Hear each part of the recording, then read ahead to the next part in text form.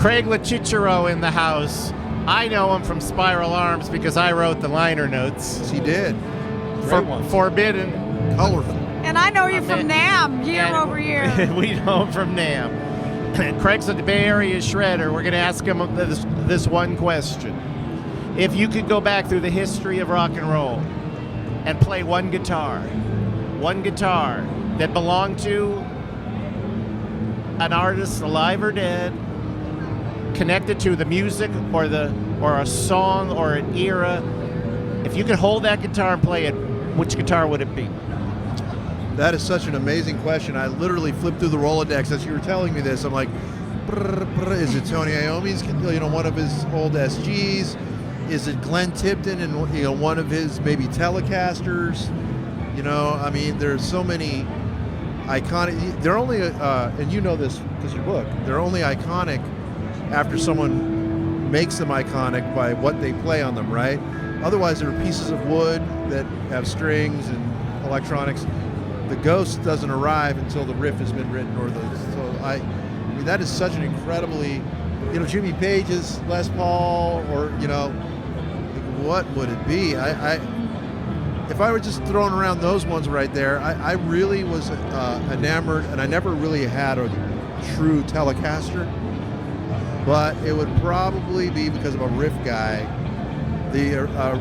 Like I said, Glenn Tipton's one of his original Telecasters that he used, or I'm sorry, Stratocaster.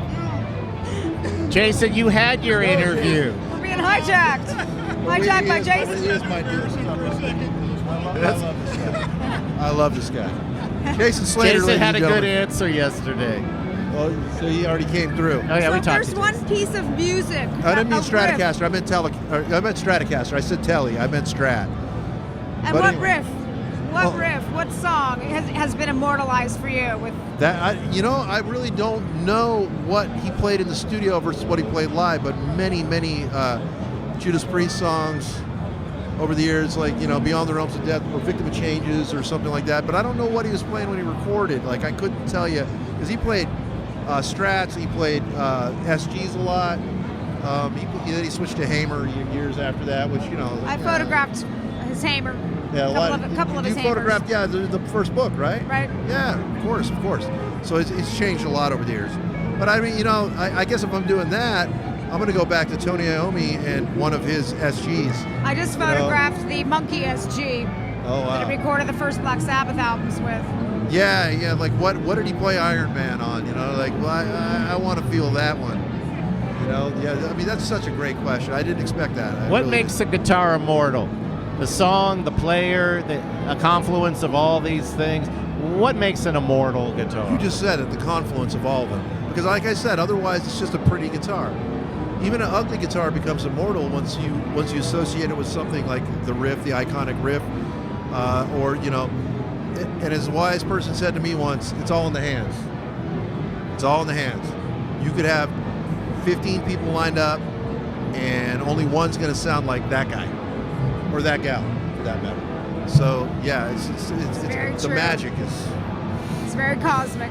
Yeah. Thank you, Craig. Thank you, Craig. Yeah, you're welcome. Great Thank you for your book. Yeah. I love it. And you're working on the second one now, right? Yeah, it'll be out next fall.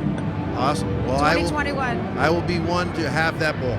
Thank you, my friend. We actually bought your book. My wife sought it out for me and gave it to me as a gift. I love you. It still sits on our coffee table today. That's your voice. My voice good. The interview's over. Yeah.